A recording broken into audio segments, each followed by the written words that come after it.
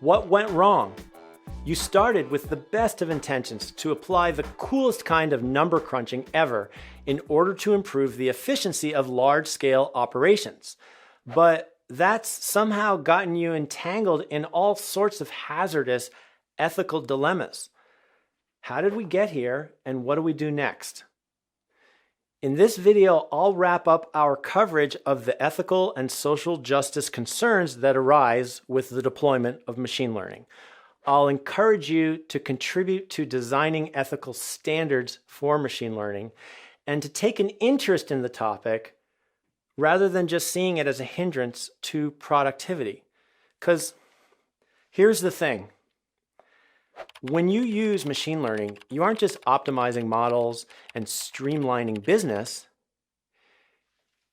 you're governing. The models you're developing embody and actively implement policies that control access to opportunities and resources for many people. Here are the main issues we've explored across the 3 courses of this specialization: machine bias, blatantly discriminatory models, predicting sensitive information, predatory micro-targeting, predictive policing, privacy, and the coded gaze.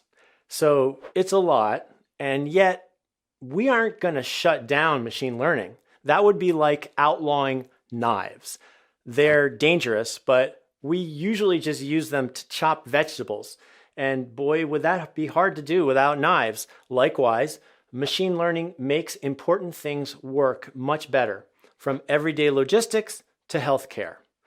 Rather, we resolve this tension between value and threat with standards.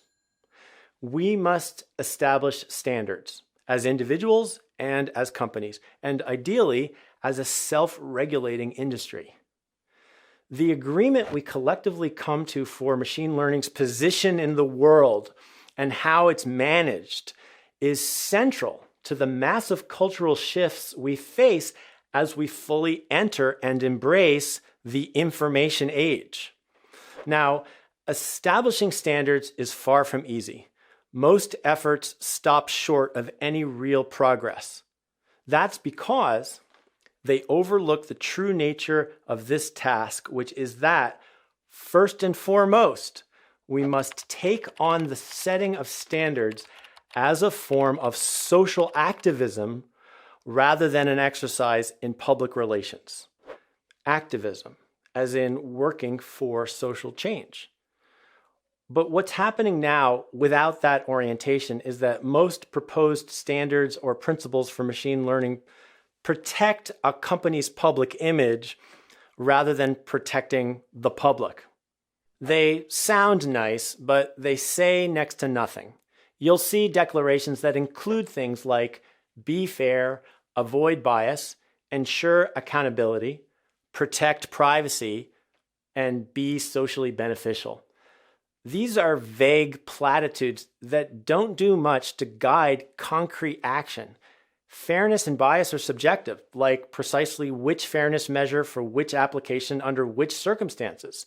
And are unequal false positive rates between groups acceptable? Or is that the kind of bias that'll be eliminated?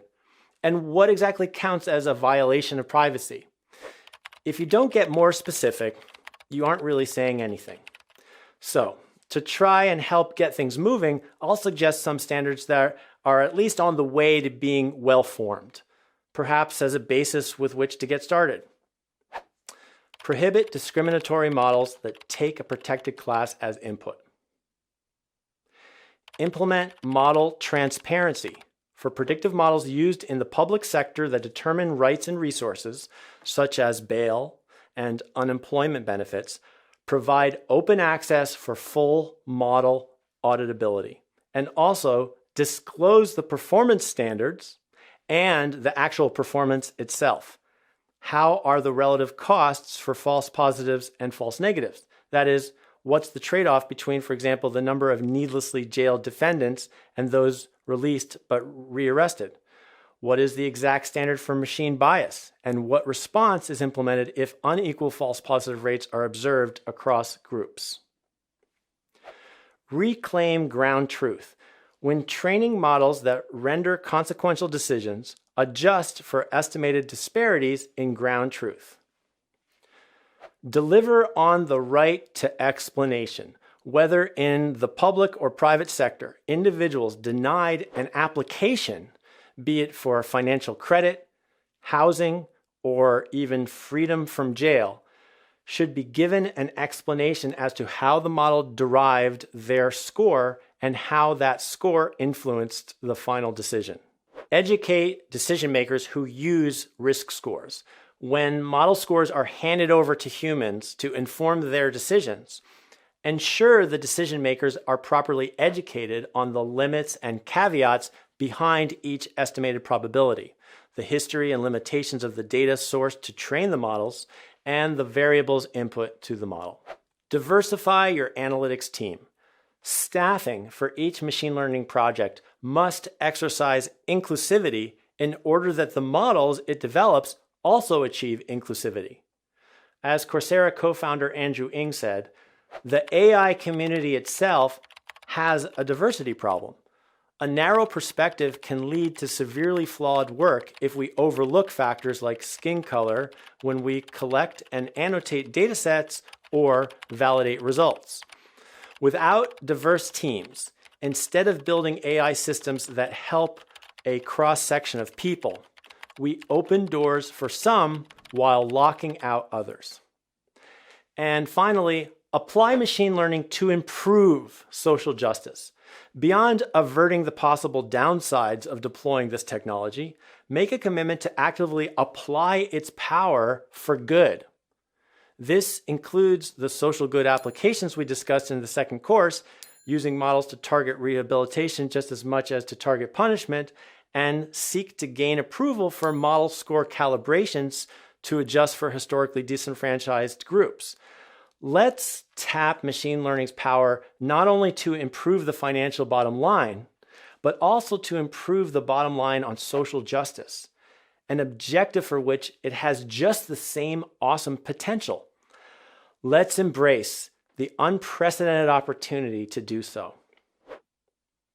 So, this list of standards is just a stub. It's only partial in both breadth and depth.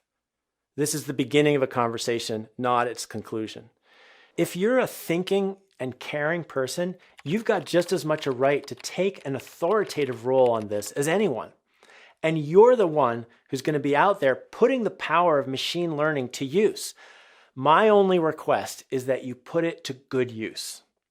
So I'll end with another quote from Andrew Ng, the same quote we started with in the first course. AI is a superpower that enables a small team to affect a huge number of people's lives. It's important that you make sure the work you do leaves society better off.